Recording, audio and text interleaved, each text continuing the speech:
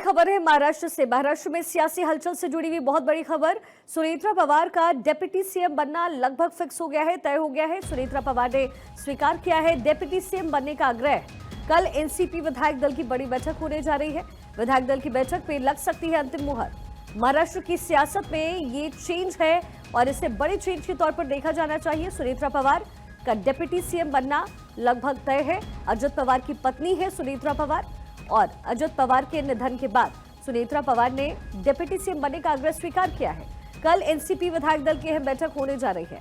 विधायक दल की बैठक में अंतिम मुहर लग सकती है। इससे पहले महाराष्ट्र की राजनीति को लेकर के तमाम कयास लगाए जा रहे थे कि क्या दोनों ही गुट एनसीपी की एक साथ हो जाएगी, एकमत हो जाएगी, यानी कि अजित पवार की गुट और शरद पवार की गुट का क्या मिलन हो जाएगा, लेकिन ऐसा होता नजर नहीं आ रहा है। हमारे पॉलिटिकल एडिटर अदिति नागर इस समय टेलीफोन लाइन पर है। अदिति, लगभग जो डिप्टी सीएम बनना है सुनेत्रा पवार का, ये तय माना जा रहा है, यानी शरद पवार को अभी भी साइड कॉर्नर रहना पड़ेगा।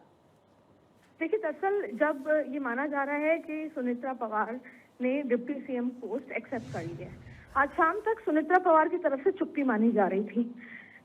पहले तो इस खबर का मतलब ये है कि सुनेत्रा पवार, जो कि अजीत पवार की पत्नी है, उन्होंने चुनाव भी लड़े, सक्रिय भी राजनीति में रही और वो अब पहले तो बारामती से चुनाव भी लड़ेंगी, साथ में डिप्टी सीएम का पद भी ग्रहण करेंगी, क्योंकि ये 41 विधायकों की मांग थी। अब आप देखिए, इसको समझने की जरूरत है। दरअसल पार्टी के 41 विधायक, जो कि नई जो अजीत पवार वाली एनसीपी है, उसके जो विधायक हैं, उनका ये मानना था कि सुनेत्रा पवार डिप्टी सीएम बने। उनका ये मानना था कि बारामती से वो चुनाव भी लड़े और बेटा भी स्टेट की राजनीति में धीरे धीरे सक्रिय हो, लेकिन डिप्टी सीएम सुनेत्रा पवार बने।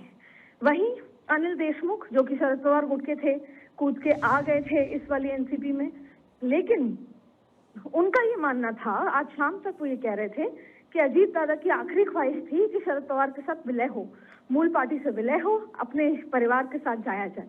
तो उनकी ये मांग थी पार्टी के कुछ एक धड़े की कि कोशिश की जाए कि शरद पवार के पास जाए, क्योंकि आखिरी में अजीत पवार ने जो म्यूनिसिपल कॉर्पोरेशन चुनाव में संकेत दिए थे, लेकिन आखिरकार जो 41 विधायक है, क्योंकि विधायक दल की बैठक कल होनी है, विधायक ही तय करेंगे, ऐसे में सुनेत्रा पवार की चुप्पी जो है वो टूट गई है और वो अल्टीमेटली मान गई है कि वो डिप्टी सीएम का पद ग्रहण करेंगी। अब कल विधायक दल की बैठक होगी, उसमें उनको विधायक दल का नेता चुना जाएगा, फिर वो डिप्टी सीएम का पद ग्रहण करेंगी और उस बीच में 6 महीने के अंदर वो चुनाव में भी उतरेंगी। तो ऐसे में आप फिलहाल पार्टी एनडीए के साथ है और शिखा आप बेहतर तरीके समझती हैं कि जब एक तरफ से वापस से शरद पवार गुट का आना जाना, ये कहीं ना कहीं एनडीए ने अपने कंट्रोल में रखा है और इसी के चलते 41 विधायकों ने सुनेत्रा पवार को मनाने में कामयाब हुए हैं। लेकिन अदिति, अगर इसको दूसरे तौर पर देखें कि अगर शरद पवार के साथ ये पार्टी मिल जाती है, अजित पवार का ये जो गुट है, अगर शरद पवार के गुट पे चला जाता, तो क्या ये जो दारोमदार है या फिर डिप्टी सीएम पद की मांग है वो अपनी बेटी के लिए करते? क्या ये भी हो सकता था? इस बात को लेकर के भी कहीं ना कहीं जो जिक्र है वो हो रहा था। देखिए, शरद पवार जो कि राजनीति के चाणक्य हैं महाराष्ट्र के और देश के भी रहे हैं, उनको लंबे समय से बेटी के करियर की चिंता थी। बेटी के लिए वो अक्सर चाहते थे वो स्टेट की राजनीति में आए, फिर बेटी दिल्ली की राजनीति संभाला और इसके चलते अजीत पवार से कई बार क्लैशेस भी हुए, जिसके चलते अजीत पवार की पत्नी और जो शरद पवार की बेटी ने आमने सामने चुनाव भी लड़ा। पारिवारिक कई बार चीजें हुई, लेकिन पिछले कुछ समय से अजीत पवार को अपनी बेटी के करियर की चिंता थी, जिसके चलते माना गया कि उनका झुकाव बीजेपी की तरफ हो गया है। इसलिए माना भी जा रहा था कि शरद पवार खुद बीजेपी के साथ आ सकते हैं बच्ची के करियर के चलते, ऐसे में सुप्रिया सूले के करियर के चलते। तो वो भी हो सकता था कि सुप्रिया सूले का अगर विलय होता, सुप्रिया सूले भाजपा के साथ आती, तो वो भी डिमांड कर सकती थी। तो जिस वजह से अजीत पवार ने पहले अपने परिवार का दामन छोड़ के अपनी एनसीपी घड़ी का चिन्ह लिया, शायद यही सोचते हुए सुनेत्रा पवार को मनाया गया होगा कि उस मेहनत को पानी में ना फिरे। आगे क्या होगा, देखिए महाराष्ट्र राजनीति में कभी भी कुछ भी हो सकता है, लेकिन आगे क्या होगा उसका नहीं कह सकते। फिलहाल 41 विधायकों ने मना लिया है सुनेत्रा पवार को, बिल्कुल। और अभी फिलहाल ऐसा लगता है कि शरद पवार को या तो खुद आना पड़ेगा और भाजपा में या इस एनसीपी में, जो कि एनडीए का हिस्सा है, उसमें विलय लेना होगा। अभी फिलहाल ये होता नजर नहीं आ रहा, कि ये एनसीपी शरद पवार के साथ चली जाए और भाजपा से अलग हो जाए या एनडीए से अलग हो जाए। कयास ये भी पहले लगाए जा रहे थे अदिति कि संभावनाएं हो सकती है कि एनडीए का दामन खुद शरद पवार थाम ले और पार्टी एकजुट हो जाए। बने रहिएगा अदिति हमारे साथ। सत्यप्रकाश सोनी मुंबई से हमारे साथ इस समय कनेक्टेड है। सत्यप्रकाश, ये बड़ी जानकारी मिल रही है, सुनेत्रा पवार का डिप्टी सीएम लगभग बना फिक्स है, जाहिर है उन्हें पूरी तरीके से सपोर्ट इस समय पार्टी के अंदर किया जा रहा है। क्या कुछ इन्फॉर्मेशन आपके पास इससे जुड़ी हुई? बिल्कुल जी, कल देखिए विधायक दल की बैठक है और इस बैठक में सर्वसम्मति से जो है सुनेत्रा पवार को जब विधायक दल का नेता चुना जाएगा, इस तरह की जानकारी है।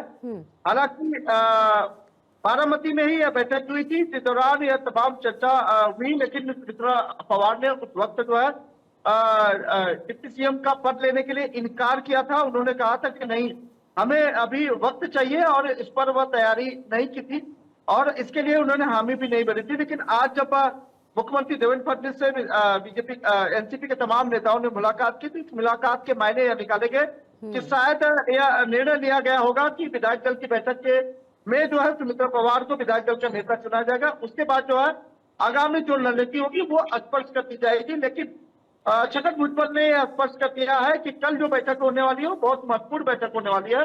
उस बैठक में जो है विधायक दल के नेता चुना जाना सुनेत्रा पवार को तय है। जाहिर तौर पर अगर सुनेत्रा पवार विधायक दल के नेता चुनी जाती है तो डिप्टी सीएम का पद भी उन्हें दिया जाएगा, इस तरह के संकेत मिलने लगे हैं, जिसके लिए औपचारिक जो मुलाकात होती है मुख्यमंत्री से मिलना, वो मुलाकात हो चुकी है। अब कल विधायक दल का अगर नेता चुना जाता है तो यह बैठक भी बहुत महत्वपूर्ण हो जाएगी और उसमें यह स्पष्ट हो जाएगा कि आखिरकार जो डिप्टी सीएम का पद है वो कब जो है सुनेत्रा पवार को देना है और कब इसकी औपचारिकता जो है लोगों के सामने लाई जाएगी, ये तय हो जाएगा। लेकिन कल की जो बैठक है वो बेहद महत्वपूर्ण है, क्योंकि लगातार इस बात की चर्चा थी कि अजीत दादा के जाने के बाद कौन उनकी जिम्मेदारी संभालेगा, कौन जो है उनका पद ग्रहण लेगा। लेकिन अब क्योंकि विधायक दल का चुनने का मौका आया है तो ये नाम उनके नाम पे ही तो जाता है। सत्यप्रकाश, कल कितने बजे ये जो मीटिंग है वो होनी है और कब तक लगभग फाइनलाइज किया जाएगा? लगभग वैसे तो ये पूरी तरीके से फाइनलाइज ही है, लेकिन शपथ लेना और पूरा कार्यक्रम कैसे होगा? मुंबई एनसीपी दफ्तर में कल 12 बजे की यह बैठक होने वाली है। इस बैठक में तमाम विधायक आएंगे। सभी विधायकों ने लगभग हामी भर दी है, क्योंकि ये वक्त नहीं है जब कोई जो है इस बात का विरोध करे। हालांकि अजीत दादा का व्यवहार, जिस तरह की कार्यकुशलता उनकी रही है, उनको लेकर सभी लोग जो प्रभावित रहे हैं, खासकर उनके जो नेतागण हैं, उनके जो विधायक हैं, उनसे प्रभावित रहे उनके काम से। ऐसे में सुनेत्रा पवार का विधायक दल का नेता चुना जाना लगभग तय है और कल यह होने वाली है, उसके बाद स्पष्ट हो जाएगा। ठीक है सत्यप्रकाश, आप बने रहिएगा। अदिति हमारी पॉलिटिकल एडिटर लगातार हमारे साथ बनी हुई हैं। अदिति, महाराष्ट्र में एक तरीके से इसे सियासी उलटफेर के तौर पर भी माना जा रहा था और ये कल शाम तक या फिर आज सुबह तक यही डिसाइड किया जा रहा था कि कैसे करना है, क्या कुछ करना है, क्योंकि अजित पवार के बेटे भी है, लेकिन सुनेत्रा पवार अपने हाथ में सब कुछ ले रही है। जाहिर तौर पर जो कमान अजित पवार के हाथ में थी और वो कहीं ना कहीं पूरी पार्टी के एक तरीके से भावनाओं को समझती है।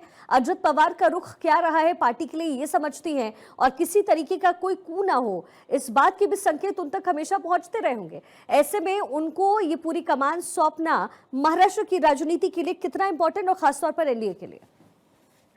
देखिए, सबसे पहले तो एनसीपी में जो अभी विधायक हैं, जो अजीत दादा के समर्थक और अजीत दादा को अपना लीडर मानते थे, सबसे पहले तो उनकी राजनीति सेफ होती है। क्योंकि अगर शरद पवार गुट के साथ मिलन होता तो जाहिर तौर पे शरद पवार और सुप्रिया सुले अपने लिहाज से आगे की राजनीति तय करते हैं। जो ये 41 विधायक हैं, उन्होंने अपना भविष्य कम से कम अगले 5 साल के लिए तो अजीत दादा के साथ तय किया था। और सुनेत्रा पवार का जो थॉट प्रोसेस है, जब वो घर में अजीत पवार की राजनीति को देखती होंगी, खुद भी राजनीति में है, तो वो समझ गई होंगी कि क्या थॉट प्रोसेस से आगे बढ़ना है, एनसीपी को कैसे घड़ी के चिन्ह को आगे ले जाना है। तो जो एक सेफ्टी बात होती है जो 41 विधायकों की, उनको ये लगा कि सुनेत्रा पवार हमें बेहतर तरीके से समझ पाएंगी। जो चेंज ऑफ लीडरशिप अगर हुआ तो शरद पवार के साथ जाके, तो जो एक दूसरा गुट है वो हावी हो सकता है, पहला।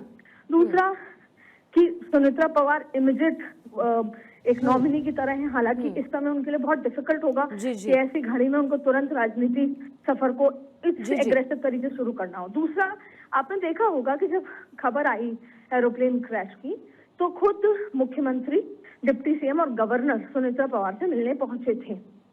और अब जब आज भी ये माना जा रहा है कि मुख्यमंत्री ने उनसे बात की होगी और मुख्यमंत्री ने ये सलाह दी होगी कि ये फैसला आपका है,